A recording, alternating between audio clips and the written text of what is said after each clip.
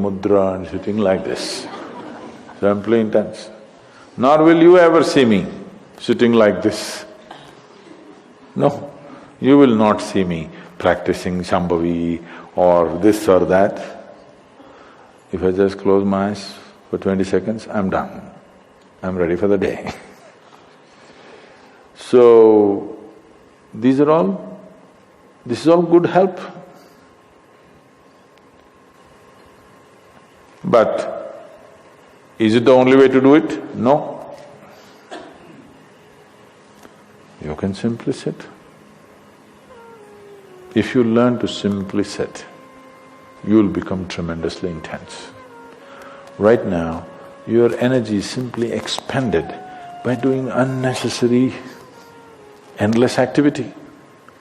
When you have so much mental diarrhea, how can you have energy? Suppose you have diarrhea, do you see how weak you feel? Yes or no? Right now this mental diarrhea, that's why people have no energy. They want to just eat and sleep all the time because mental diarrhea, it's very exhausting. If you have physical diarrhea, you know how exhausting it is. Yes? This is also equally exhausting. People are sleeping 8 hours, 10 hours a day, not because they're working so much or their body is in such a bad state, it's just mental diarrhea. If you stop the mental diarrhea, there's enough energy to make this very, very intense. Now how do I stop mental diarrhea? If you have diarrhea, physical diarrhea, what is the first thing to do? Huh? What?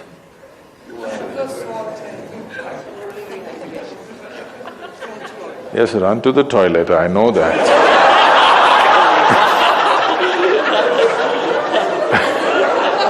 I'm saying as a corrective measure, what's the first thing you do?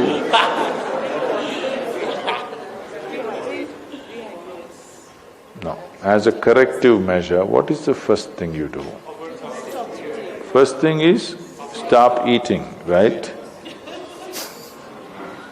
Yes or no? But diarrhea means in some way we've eaten something that the body doesn't want. It's trying to throw it out. Yes? You've taken something inside which the body doesn't like. It wants to throw it out. First thing is, stay away from food for some time. You eat bad food and then try to stop diarrhea, it's not going to work. So similarly, bad food for the mind is just this. You have gotten identified with things that you are not. The moment you get identified with things that you are not, mental diarrhea is inevitable. It's bad food for the mind. Now it will run endlessly, do what you want. You do any damn meditation, you say Shiva, Rama, it's not going to stop. It's not stopped, isn't it? Because bad food is being eaten every day, you're getting identified with more and more things and you want to stop your mind, you do whatever kind of circus, it is not going to stop. If you disidentify with everything, if you understand what is you and what is not you, if you keep a little distance from that, mind will become still. If you want, you can use it, otherwise you can keep it. Now my hand is there, if I want I can move it, otherwise I can keep it. This is a useful hand. Suppose it starts jumping like this. You clearly know there is some kind of an ailment, isn't it? Yes or no?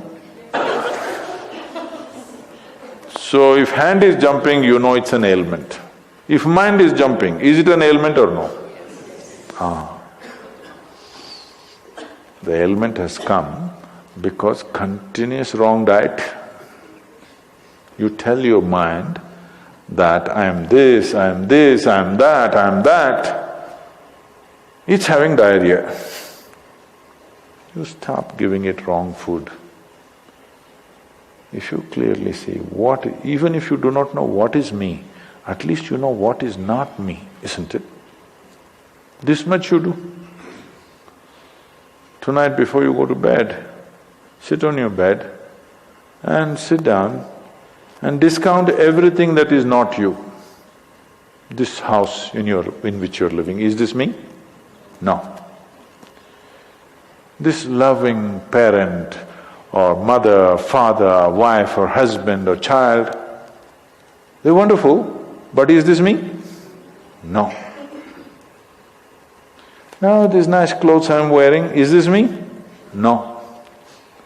Now my body, I like it, but is this me? No. Now I'm having so many thoughts, is this me? No. Now I'm having wonderful emotions, is this me? No. Like this, everything that's not you, before you sleep, keep it down and go to bed. Tomorrow morning, you will wake up considerably more intense than today. Every day you do it. In a little while, if you simply sit here, things around you will reverberate. Really. So I was a couple of years ago, I was in America and this is a very typically American question. This lady comes up to me and she's very angry. I've been doing this yoga for last 35 years, nothing happened. But you went and just sat on a rock and things happened to you. This is not fair. Where is that damn rock?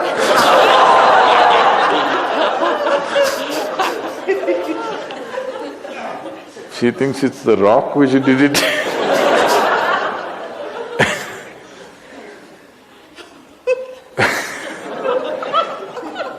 The only sadhana that I did in my life is, right from my very early age, though I was very actively involved with everybody around me, I never identified myself with my parents or my siblings or my endless number of friends or the society or the religion or the country or anything around me. Never identified. Not that I was not involved, I was very involved, very active. Even today I'm very active and involved, but not identified. If you don't identify with anything, there is enough energy in this to become intense. See, I want you to understand, your life energy right now in this body, how many things it's doing here as you're sitting here? Hello, do you know the complexity of activity it is doing?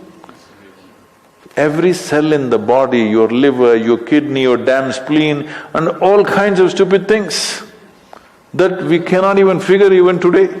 Yes? Just see as you sit here, how many things this energy is doing.